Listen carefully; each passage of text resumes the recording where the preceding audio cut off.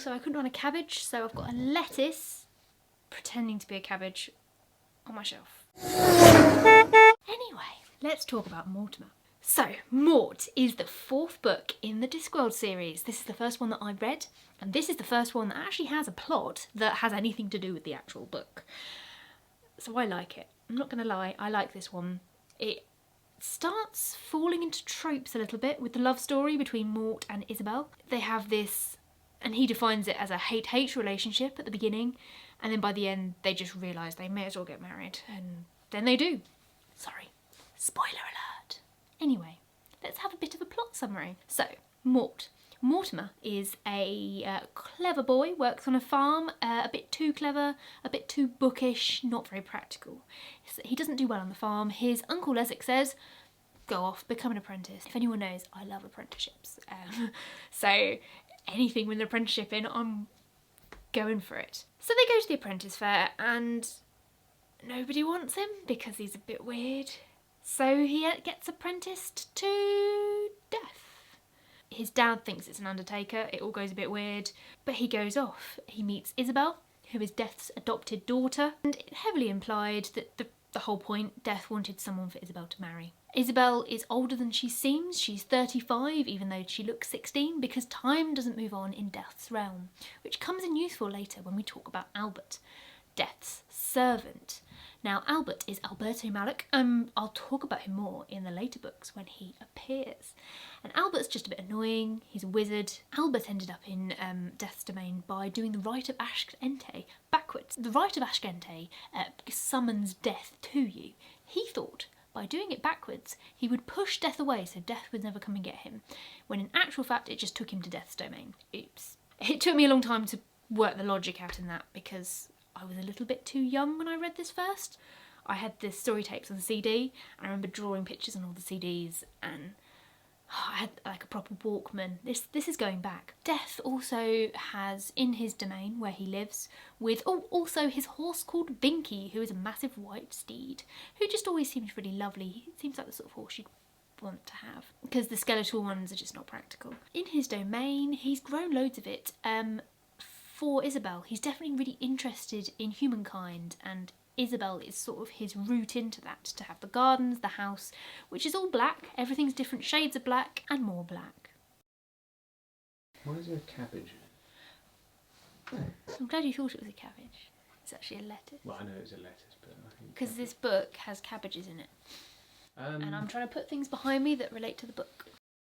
So Mort, after living in Death's domain for a while, helping Death out with the duty, which is harbouring people's souls, asked for a day off, and he starts to realise that he's gone a bit weird. He then faffs around. Death then has one of his tizzies, which, when we get to the other Death books, is a bit of a repeating theme. Death decides to go off and faff, doing other stuff, leaves the duty to Mort.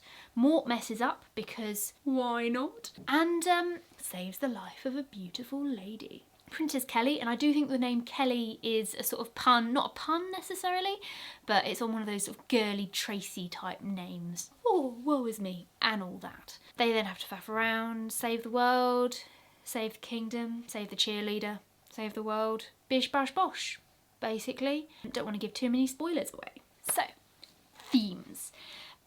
Death.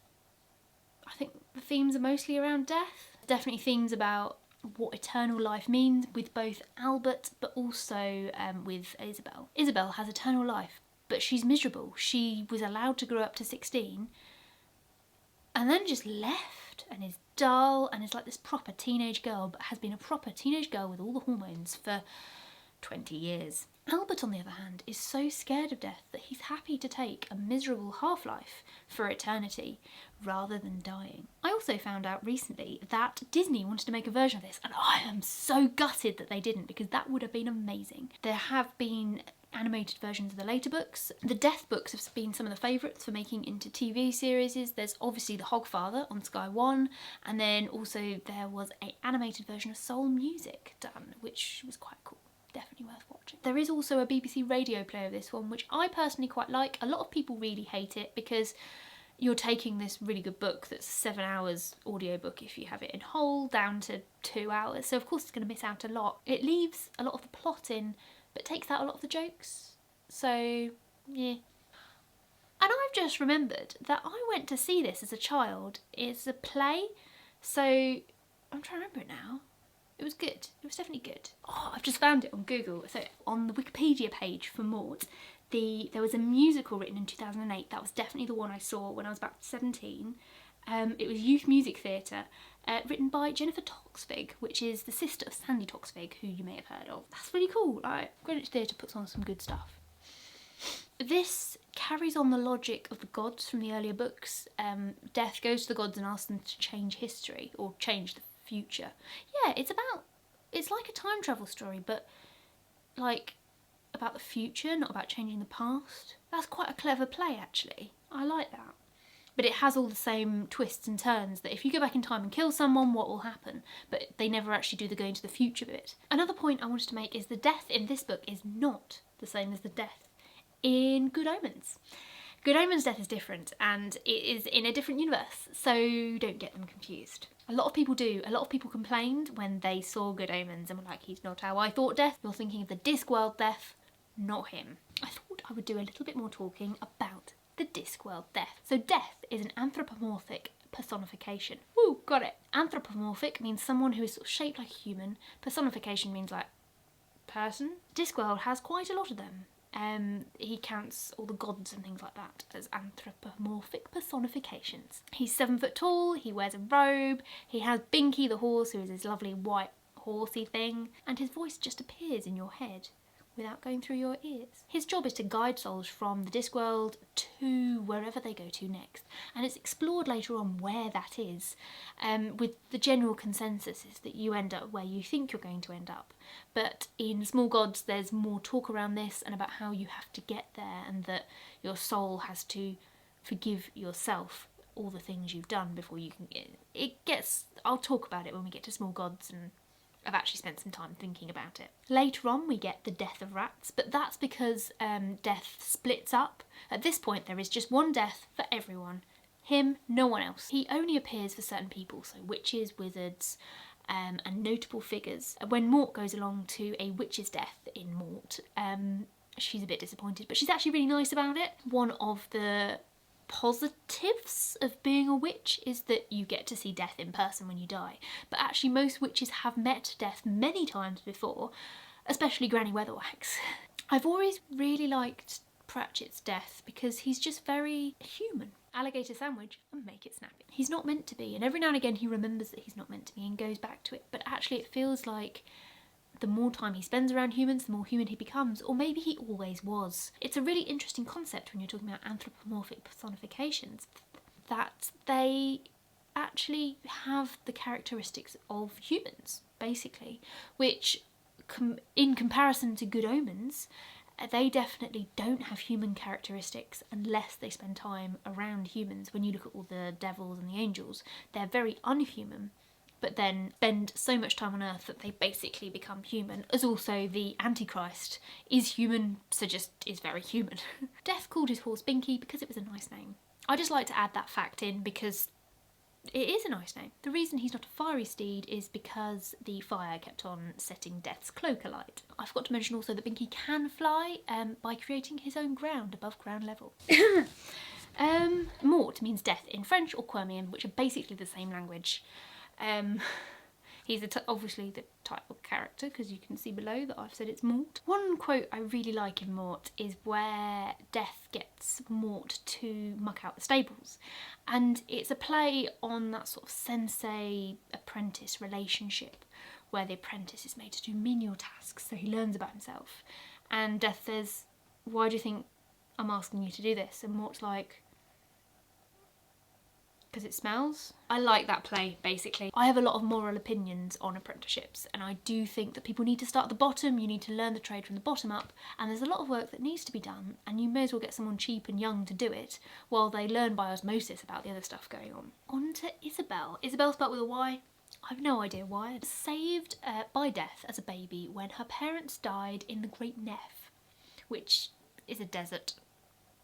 We don't really hear much more about it. I really like the bit where Isabel says, "He didn't feel sorry for me. He never feels anything, but he probably thought sorry for me." It's another reminder that he's not, although he really presents as a human. He's actually not. And it makes me go back on what I said before about him being very human, that actually maybe he's just acting human because he's been around humans and actually he doesn't think about it or have feelings. But then how would you know? And does anyone have feelings, or am I the only one with feelings? Am I having an existential crisis? Oh, and I obviously glanced over the bit in The Light Fantastic where Isabel appears. Isabel's been there so long that she can basically do Death's work. She knows how to read the nodes.